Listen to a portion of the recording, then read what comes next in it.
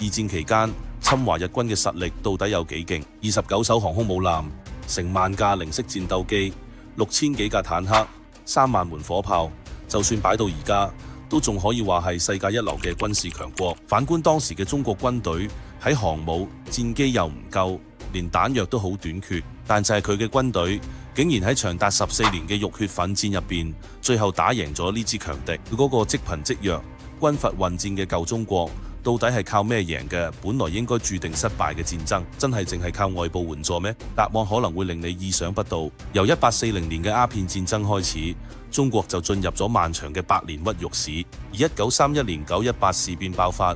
更加好似一聲響雷，將呢片古老土地徹底拖入深淵。由東北到華北，從松州會戰到豫湘桂潰敗，大半國土淪陷，幾億同胞變成亡國奴，死難嘅人更加以千萬計。即使幾唔想承認，我哋都改變唔到嗰段屈辱又慘烈嘅歷史。血流成河嘅背後，其實係我哋必須面對嘅殘酷現實。我哋實在太弱啦。睇下當時兩國嘅工業對比啦。鋼鐵係工業嘅糧食，鋼鐵工業係現代工業嘅骨架，仲係現代戰爭嘅決定性因素。但係喺戰爭期間，日本嘅鋼鐵產量高峰可以去到780萬噸，仲可以生產各種軍用特種鋼。至於當時嘅中國，喺1937年，鋼鐵產量高峰都只係勉強去到5萬噸，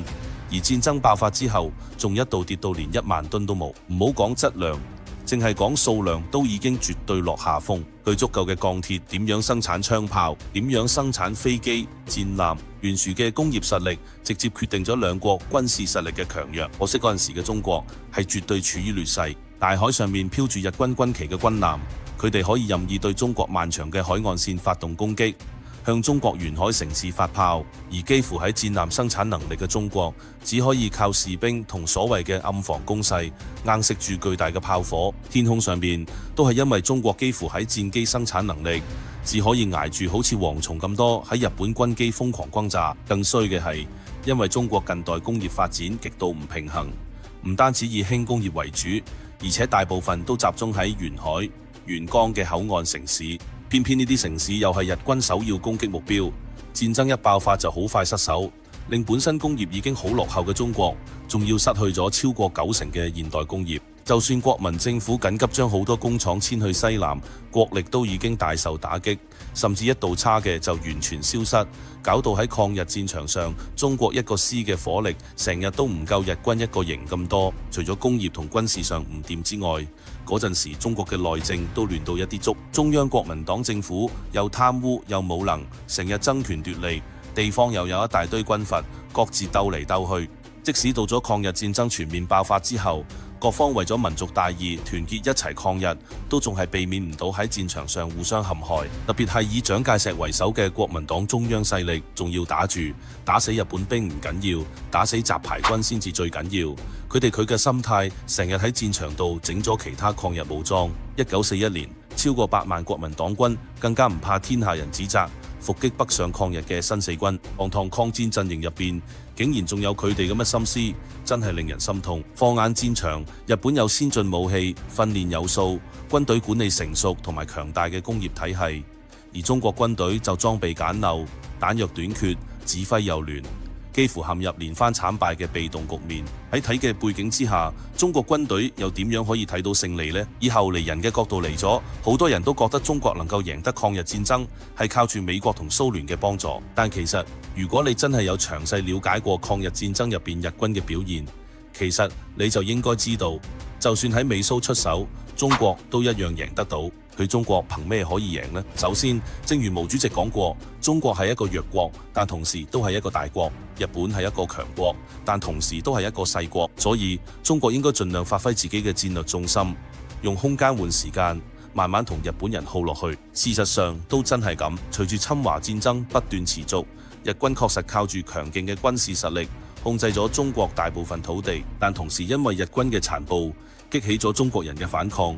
日本就被逼要投放更多資源去控制佔領區。人口得1億嘅日本，喺抗日戰爭期間累計派咗400萬兵力嘅中國，毫無疑問呢個數字已經遠遠超過咗日本可以承受嘅範圍，搞到去到抗戰後期，日本連14、15歲嘅細路都要拉上戰場，士兵待遇都一降再降，好多日本士兵甚至要用軍火去換糧食。根據戰後統計顯示，喺二戰入面，日軍死亡人數有230萬，而當中有115萬係餓死或者因為營養不良死咗。至於話以戰養戰，就憑當時中國嗰啲冇少嘅工業產能，又可以幫到日軍幾多手？再者，日本真係冇少嘅中國人，雖然喺抗日戰爭期間確實有唔少民族敗類，包括汪精衛嘅內，甚至連蔣介石都好想投降，但更多中國人都選擇咗抵抗，即使係喺反動軍閥，都一齊團結咗民族大義旗幟下，放低前嫌，浴血奮戰。而家冇人只知道川軍出川，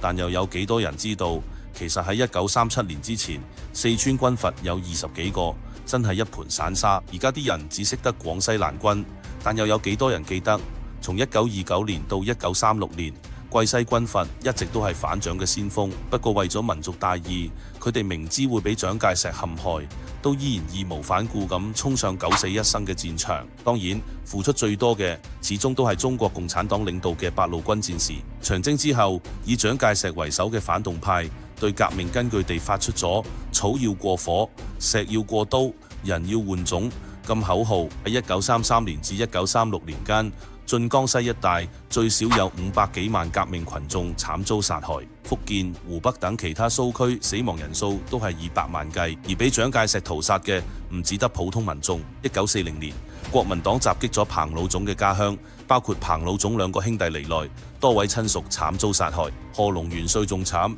，109位本家親屬犧牲，2050名宗親成為烈士。仲有毛主席一家，1929年細妹毛澤健犧牲，1930年原配楊開慧犧牲，1943年親弟毛澤民犧牲，1935年親弟毛澤潛犧牲。而家大家明白1936年西安事變可以和平解決，到底有幾嘅唔容易啦。咁多血海深仇，就算當時共產黨呃咗蔣介石，整到佢好似涮羊肉咁，都冇人會覺得出奇。但係喺民族大義之下，中國共產黨都係選擇放低前嫌，同蔣介石一齊抗日，仲專咁做抗戰領袖。而家我哋嚟到教科書上面寫住抗日民族統一戰線嘅形成，可能唔知呢句說話代表咩意思，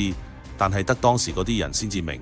呢一句背後其實係無數人家破人亡，係國嘅同家恨之間嘅抉擇，亦都係最令日本人估唔到嘅地方。佢哋真係睇唔明點解遠啲四川同廣西嘅軍閥都會對自己有咁大仇恨，點解明明同蔣介石有血海深仇嘅共產黨人，為咗抗擊侵華日軍都可以作出咁大嘅犧牲。係啊，佢哋真係唔明，所以佢哋輸咗呢場戰爭。就算睇之後嘅蘇聯、美國呢場仗，佢哋都一樣會輸，因為佢哋唔明，就算中國再亂，但每個中國人都知兄弟十於牆外，遇其誤。就算中國再弱，都一定有人會為國家拼死一戰。日本人學咗中國幾千年，研究咗中國幾千年，但最終都係搞唔清楚中國。中華民族從來未試過被打低，將來都永遠唔會被打低。